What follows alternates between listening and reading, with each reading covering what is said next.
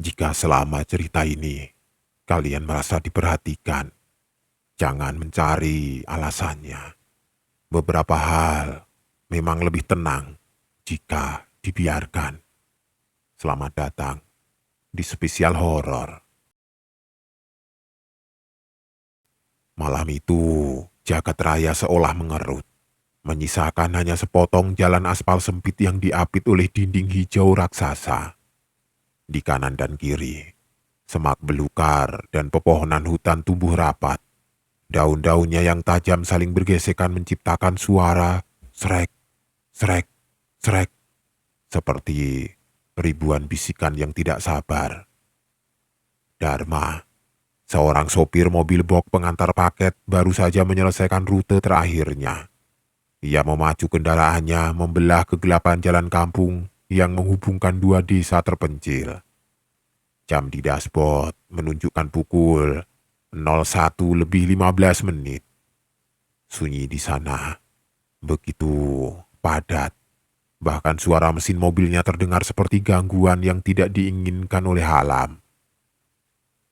Lampu mobil box itu menyapu jalanan yang bergelombang. Tiba-tiba, cahaya putih itu menangkap siluet kecil di pinggir jalan tepat di bawah pohon beringin tua yang akarnya menjuntai seperti rambut raksasa. Seorang anak laki-laki, mungkin berusia 5 atau 6 tahun, duduk bersimpuh di atas tanah. Ia mengenakan kaos putih yang sudah kusam. Kepalanya tertunduk dan bahunya terguncang hebat. Lalu, suara itu sampai ke telinga Dharma, bahkan menembus kaca mobil yang tertutup rapat. Suara tangisan yang lirih, tersedat-sedat dan penuh keputusasaan. Ibu, aku mau pulang. Dharma, yang juga memiliki seorang putra di rumah, merasakan hatinya mencelos. Rasa kasihan mengalahkan logika warasnya yang seharusnya memperingatkan bahwa tidak ada anak kecil yang berkeliaran di pinggir hutan pada jam 1 pagi. Ia menginjak rem. Mobil itu berhenti perlahan sekitar 3 meter di depan sang anak. "Dek, kenapa di sini sendirian?" Dharma menurunkan kaca jendela.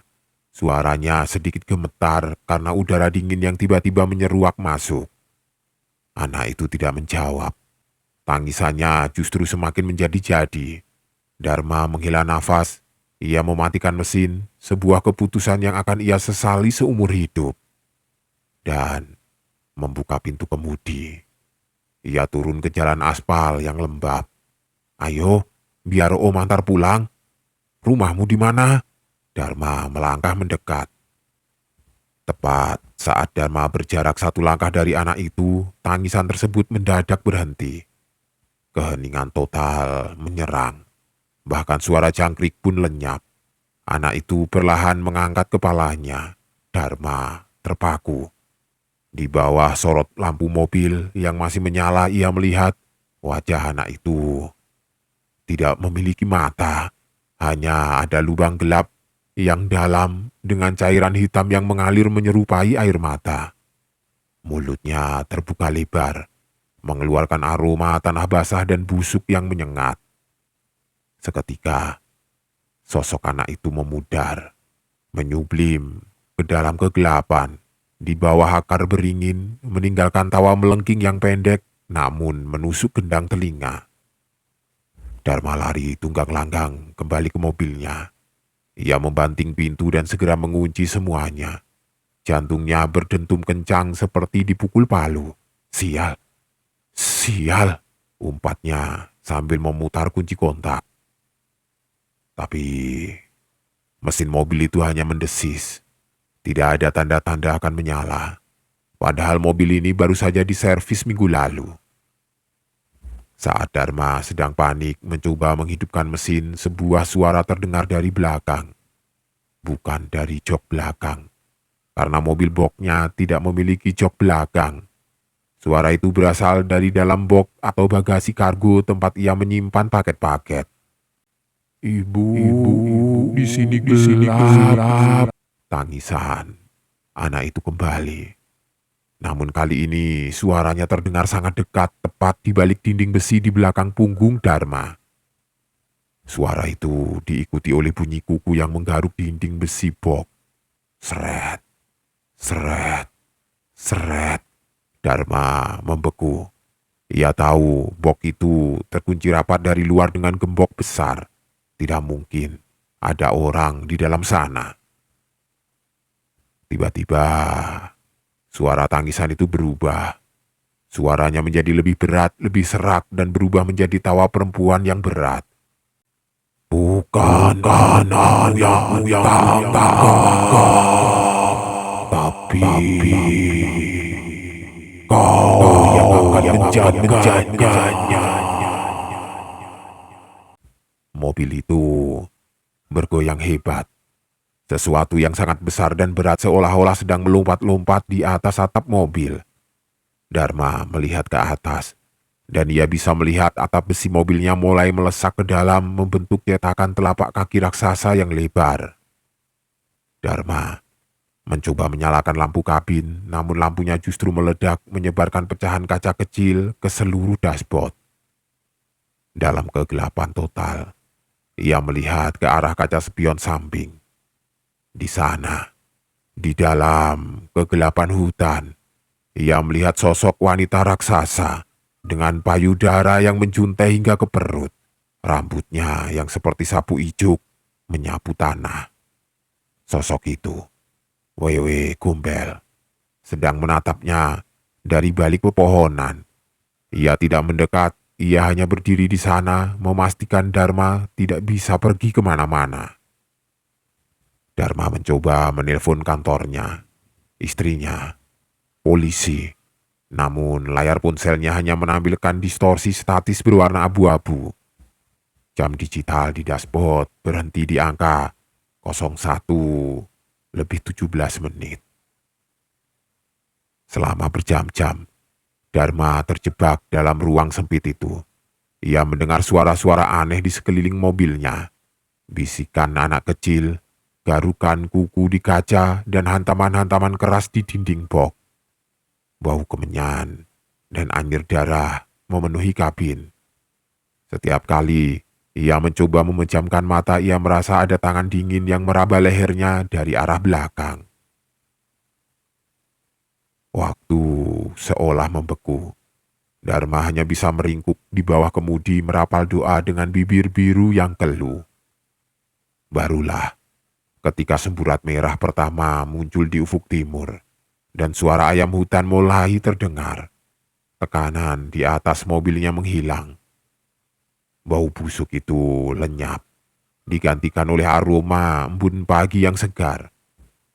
Dharma mencoba memutar kunci kontak sekali lagi dengan tangan lemas, dan mesin menyala dengan sangat lancar pada putaran pertama, seolah tidak pernah ada masalah sebelumnya. Tanpa membuang waktu, Dharma memacu mobilnya secepat mungkin keluar dari jalan kampung itu. Ia tidak berani menoleh ke belakang. Namun, saat ia sampai di jalan raya utama yang sudah ramai, ia melihat sesuatu di kaca spion tengah. Di dinding besi bagian dalam box kargo yang terlihat melalui celah kecil, terdapat cap telapak tangan anak kecil berwarna lumpur yang memenuhi seluruh permukaan besi tersebut. Dan di jok sampingnya, tempatnya duduk, terdapat selembar kain kafan tua yang sudah robek-robek. Dharma tidak pernah lagi mau mengambil shift malam. Namun hingga bertahun-tahun kemudian, setiap kali ia mendengar suara anak kecil menangis, ia akan segera menutup telinganya rapat-rapat. Karena ia tahu, Wewe Gombel tidak pernah benar-benar melepaskan apa yang sudah ia tandai.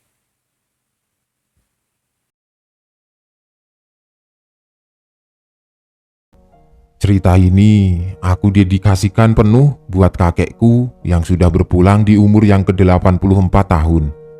Wafat tahun 2014 karena sakit tua. Semoga kelak orang-orang bisa mendoakan almarhum dari Koko Sunaryo dan bagi seluruh pejuang bangsa Republik Indonesia yang juga gugur di medan perang. Koko, nama kakekku, adalah pemuda desa yang kala itu terkenal sangat tampan dan juga cerdas. Di umur yang ke-15 tahun, di saat mungkin teman-teman sebayanya sudah banyak yang memutuskan untuk menikah. Dulu, anak laki-laki di desa itu menikah umur 12 tahun juga ada. Tetapi Koko enggan meminta untuk dinikahkan. Entah mungkin karena sang ayah, kakek buyutku, adalah tetua desa yang disegani. Pak Kuwu, istilah di kampungku. Di kampung mungkin hanya Koko pemuda satu-satunya yang memiliki keinginan kuat agar menjadi sukses di kota besar. Saat itu kampungku memang sangat terpencil. Bagi warga kala itu anak laki-laki sudah cukup jika ia memiliki otot yang kuat untuk berkebun atau berburu hewan liar. Sedangkan bagi anak perempuan sudah cukup kalau ia bisa memasak dan bersih-bersih rumah. Memang sedari kecil Koko juga sering diajak untuk pergi ke kota, sekedar hanya untuk jalan-jalan ataupun menemani sang ayah mengemban tugas yang mengharuskan ia mengirim berkas-berkas desa ke kota madya. Karena seringnya Koko melihat kemajuan di kota, ia selalu bercita-cita jika kelak ia akan bisa bekerja di kota itu dan mengubah nasib kampung halamannya agar tidak semakin terbelakang, dengan membawa ilmu-ilmu yang sudah ia pelajari dari kota. Dan saat itu tiba, Koko meminta izin kepada sang ayah untuk mengambil kursus mengetik dengan mesin tik di kota. Ia pun menjelaskan ketika ia sudah mendapatkan sertifikat, ia akan langsung mencari kerja di sana. Ia pantang pulang ke kampung halamannya sebelum ia berhasil. Niat yang baik itu pun sangat disetujui oleh sang ayah, bahkan ia membekali Koko dengan uang yang cukup, agar sang anak tidak kekurangan di kota itu dan bisa fokus dengan apa yang dicita-citakannya. Hari terus bergulir. Koko muda sangat bersemangat mempelajari apa yang menjadi minatnya kala itu, dan hasilnya pun Koko muda dengan cepat menyelesaikan kursus mengetik serta kursus administrasi keuangan. Singkat cerita, kini Koko siap untuk bersaing mendapatkan pekerjaan. Berbekal dari pengalaman yang sudah ia dapat, tidak sulit bagi Koko muda bekerja di kota sebagai administrasi perkantoran. Walaupun ia harus bekerja di bawah pimpinan para penjajah Belanda. Beruntung, saat itu ia diupahi secara profesional dan tidak ada namanya kerja paksa. Singkat cerita, di perusahaannya tempat ia bekerja, memberikan selembaran yang berisi ancaman kehadiran tentara Jepang. Di awal, yang mengatakan Jepang adalah pelindung Asia adalah sebuah kebohongan besar. Kini keadaan negara semakin terancam.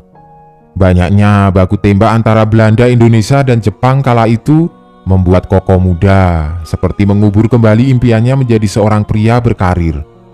Sebagian tentara Belanda sudah berhasil dipukul mundur oleh Jepang. Sebagian masih mempertahankan wilayah jajahannya. Belanda, Indo semakin terpojok. Para penjajah Belanda gencar menawarkan rakyat Indonesia menjadi sukarelawan tentara pemberantas Jepang.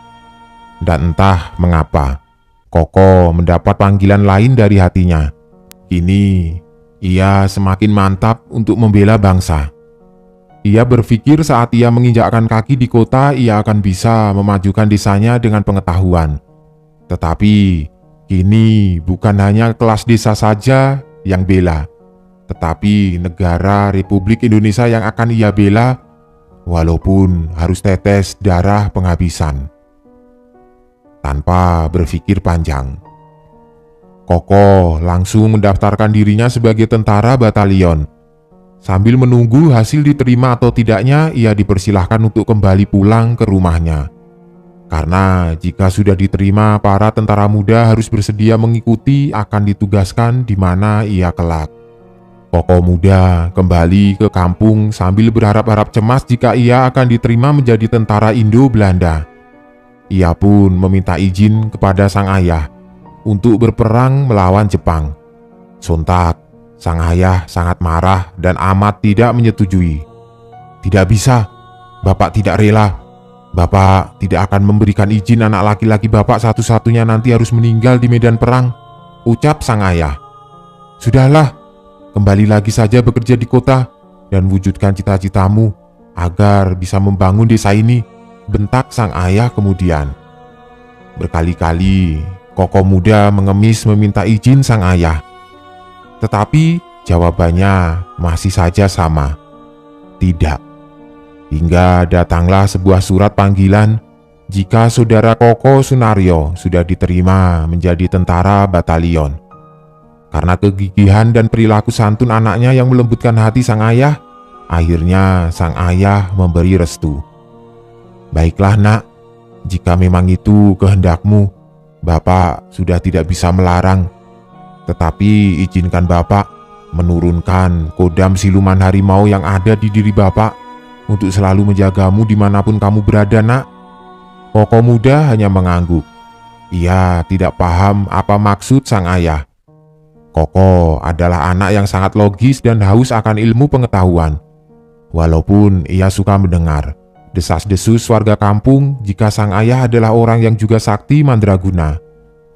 Salah satu cerita yang santer terdengar adalah sang ayah tidak pernah mau diajak untuk pergi bersama ke hajatan pesta di kampung lain, yang mana jaraknya cukup jauh, yaitu sekitar 3 kilometer. Setiap kali ajakan warga ditolak sang ayah. "Sudah, kalian saja dulu ke sana, gampang, nanti aku menyusul." Ketika rombongan itu baru sampai di hajatan, sang ayah sudah ada terduduk di kursi para tamu dengan kopinya yang sudah dingin, menandakan tetua desa mereka itu sudah datang dari beberapa waktu yang lalu. Bagi yang bisa melihat dengan ilmu kebatinan, warga percaya jika ayah dari Koko muda ini terbiasa bepergian dengan menunggangi harimau putih. Mereka pun percaya kodam siluman harimau akan menjaga sang tuan di dalam kondisi yang terdesak. "Ayo, ikut Bapak," suara sang ayah mengagetkan Koko dari lamunannya. Ia mengikuti sang ayah menuju ke sebuah ruang rahasia yang memang ia sendiri baru tahu adanya ruangan itu.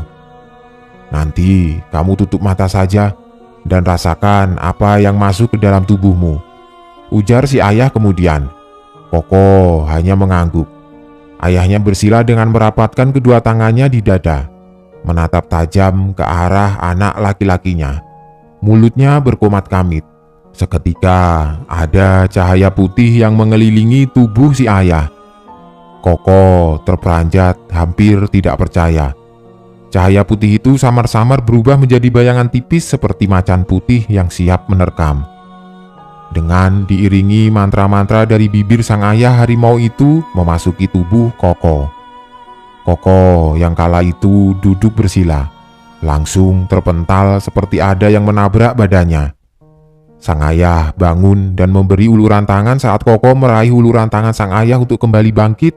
Di tangannya seperti ada aliran listrik yang kuat dan seperti tidak bisa terlepas. "Kekuatan apa ini?" tanya Koko khawatir. Sang ayah menjawab, "Jangan khawatir anakku.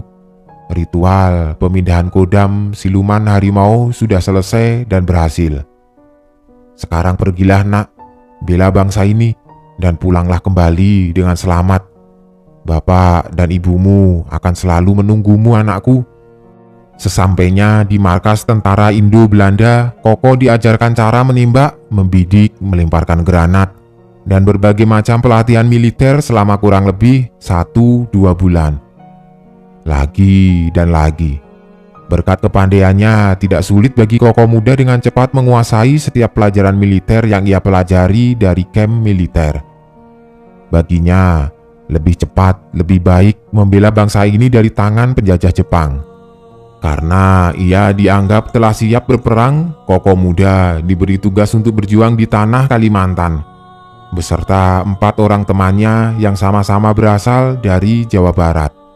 Setidaknya ia tidak merasa kesepian. karena kehadiran 4 sahabatnya itu yang selalu bersama dalam pelatihan militer. Ia dan 4 kawannya dikirim menggunakan kapal laut menuju tanah Kalimantan.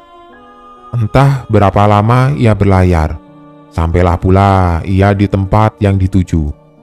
Ia beserta sang kapten dan 4 sahabatnya kini menjadi regu kecil yang bertugas mengintai dan menghadang pergerakan tentara Jepang dari sisi sebelah barat. Satu persatu tentara Jepang berhasil mereka lumpuhkan. Hingga ketika sang kapten mendapat komando, jika ia dan regu kecilnya harus berpindah ke sisi sebelah timur, membantu bala pasukan Indo-Belanda yang sudah mulai terdesak karena banyaknya tentara Jepang. Koko Muda hanya mengikuti arahan sang kapten. Ia paham ia tidak bisa menolak apapun yang menjadi komando sang kapten.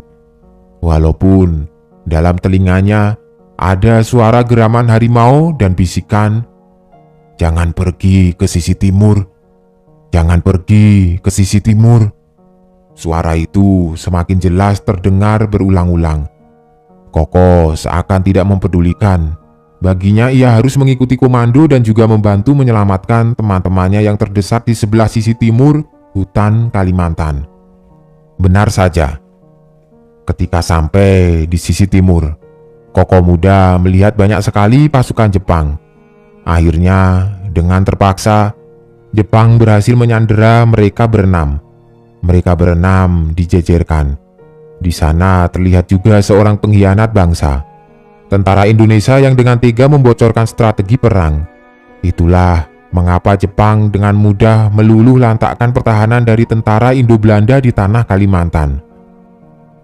Satu persatu dari mulai jajaran sebelah kiri dipaksa mengucapkan, "Hidup Kaisar Jepang." Dengan mengepalkan tangan kanan ke langit, waktu itu sang kapten menolak mengucapkan itu, malah kompak meneriakan, "Merdeka! Merdeka!" Kontak suara itu diiringi teriakan 5 orang lainnya. Karena amat marah, Nippon langsung menggorok leher sang kapten sampai putus. Pemandangan miris itu pun disaksikan langsung oleh Koko. Dan keempat lainnya ditusuk perutnya menggunakan belati yang tersabung dengan senapan milik Jepang, hingga usus mereka terburai. Mereka berlima telah gugur di medan perang sebagai bunga bangsa yang akan selalu dikenang. Kini giliran Koko Muda. Ia hanya pasrah saja. Baginya jauh lebih baik mati di medan perang melawan penjajah daripada harus menjadi pecundang dan pengkhianat bangsa. Ketika Koko Muda menutup mata, siap untuk dieksekusi, kemudian muncullah geraman harimau yang entah dari mana. Geraman harimau itu semakin keras dan semakin dekat. Dan ternyata itu berhasil membuat sebagian tentara Jepang kocar-kacir karena takut dimakan harimau hutan. Kini tersisa 3 orang Jepang. Salah satu dari mereka berkata dengan menggunakan bahasa Jepang, "Jangan langsung bunuh anak itu. Lihat, dia masih kecil dan mempunyai wajah yang mirip seperti kita. Kita bisa merekrutnya menjadi tentara kita di Perang Pasifik." Salah seorang lain berkata, "Tetapi dia ini pemberontak. Ia harus dibunuh." Tidak. Negara kita saat ini membutuhkan tentara lebih untuk menghancurkan sekutu. Orang yang ketiga ikut bersuara, "Baiklah, tidak akan dibunuh, tapi kita beri saja dia pelajaran karena telah menjadi pemberontak." Akhirnya setelah perdebatan singkat itu, Koko diberikan air putih seperti air susu. "Hei, nak, sepertinya kamu kelelahan ya di medan perang. Sekarang, ayo cepat habiskan ini." 3 tentara Jepang itu menyodorkan dan memaksa Koko untuk meminum segelas air kapur. Koko Muda dicekoki dengan paksa 1 gelas penuh. Ia berteriak kesakitan, tenggorokan dan ususnya rasanya panas terbakar. Darah segar mengalir dari mulut, hidung, dan dubur dalam keadaan yang kritis.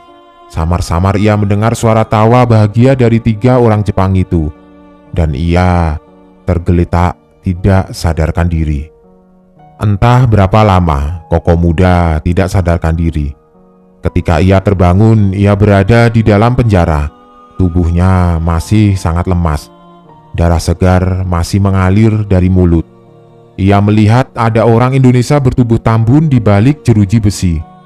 "Hei, nak, kamu sudah sadar?" Pertanyaan itu hanya dijawab anggukan saja. Rasa sakitnya mulai menyeruak saat mengingat peristiwa mengenaskan kapten dan 4 sahabatnya yang telah wafat. Bukan hanya sakit fisik yang ia rasakan, tetapi ada rasa sakit di dalam relung jiwa saat ia tidak berhasil menyelamatkan mereka. Andai saja kala itu ia mengikuti suara harimau untuk tidak berpindah ke sisi timur, mungkin tidak akan seperti ini kejadiannya. Si lelaki kembali membuka pembicaraan. "Nak, apa kamu mau selamat dari sini?" tanya sang lelaki tambun seolah memberi harapan baru kepada Koko muda. Kembali, Koko hanya mengangguk karena tidak kuasa menahan sakit. "Baiklah, tapi kamu harus berjanji kepada Bapak, jika kamu berhasil keluar dari sini, tolong nikahi anak perempuan Bapak satu-satunya, dan bawalah ia pergi ke kampung halamanmu. Jika itu dirasa masih aman, Bapak ikhlas dan berjanjilah jangan pernah bawa ia kembali ke tanah ini lagi sampai penjajah itu pergi." Koko muda pun mengikuti apa yang diminta sang lelaki tambun. Lelaki tambun itu terakhir diketahui oleh Koko seorang sipir penjara dan juga penerjemah bahasa bagi tentara Jepang. Pada malam hari, dengan mengendap-endap, ia berusaha mengeluarkan Koko muda dari penjara. Saat itu memang menegangkan suasananya, karena harus melewati ketatnya penjagaan dari tentara Jepang dan juga keadaan Koko yang belum sanggup untuk berjalan. Hampir mereka berdua dipergoki oleh tentara Jepang yang sedang berpatroli. Tetapi anehnya mereka berdua seolah tidak kasat mata. Koko teringat akan kodam siluman harimau yang diturunkan ayahnya. Ia bergumam, "Mungkin kodam ini yang membuat aku bertahan sampai sekarang dan membuat kami berdua seperti tidak kasat mata." Setelah lelaki tambun itu membopong tubuh kecil Koko agak lumayan jauh, ia menunjuk ada sebuah pemukiman warga. "Kamu bertahan dan berjalanlah sampai desa itu. Carilah mantri dan beristirahatlah. Katakan jika kamu adalah calon mantu Dirawan. Jangan khawatir, mereka sudah mengenali namaku. Jika kamu sudah sembuh, nikahilah anakku, Gendis. Segeralah bawa Gendis pergi ke kampung halamanmu. Ambillah uang yang ada di bawah lemari dikubur di dalam tanah sebagai modal perjalanan kalian." Lelaki tambun itu lalu berbalik badan kembali ke ruang penjara itu.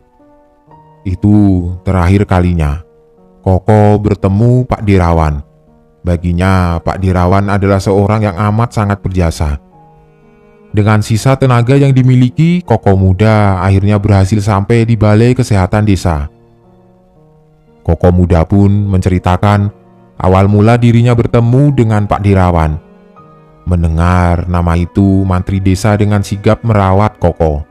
Karena minimnya obat-obatan kala itu, pemulihan Koko pun terbilang cukup lama, sekitar 4 bulan. Dalam kurun waktu 4 bulan, tidak dirasa jenuh oleh Koko karena ada Gendis yang setia ikut merawat dan menemani Koko. Kini Koko tidak hanya ada hutang budi dengan Pak Dirawan, tetapi memang sudah jatuh cinta kepada anaknya, yaitu Gendis. Singkat cerita, menjelang hari bahagia, Koko mengirim surat kepada sang ayah yang isinya adalah menceritakan pengalaman pahit di medan perang, dan ia diselamatkan oleh lelaki suku Dayak dengan persyaratan menikahi dan membawa putrinya. Tidak lupa, Koko pun meminta restu kepada ayah dan ibunya. Sebagaimanapun keadaan dan jarak yang menjadi masalah saat itu, tetap penting untuk meminta restu.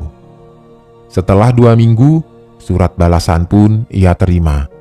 Sang ayah dan ibu sangat bahagia mengetahui kabar Koko. Menurutnya Koko sudah gugur di medan perang karena ada surat dari kamp militer yang menyatakan regu tentara Koko sudah gugur. Berbekal uang simpanan Pak Dirawan, Koko muda dan gendis akhirnya menikah dan meninggalkan tanah Kalimantan. Sepulangnya Koko dari tanah Kalimantan, ia disambut baik di kampung.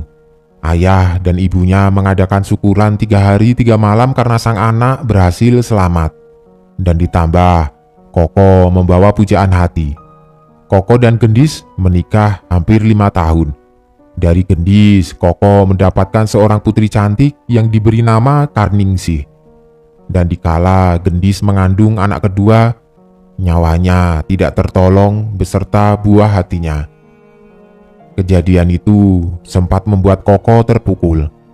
Koko menikah kembali dengan seorang kembang desa bernama Cicih Yuhansih, yang sekarang adalah nenekku, dan dikaruniai 4 orang anak.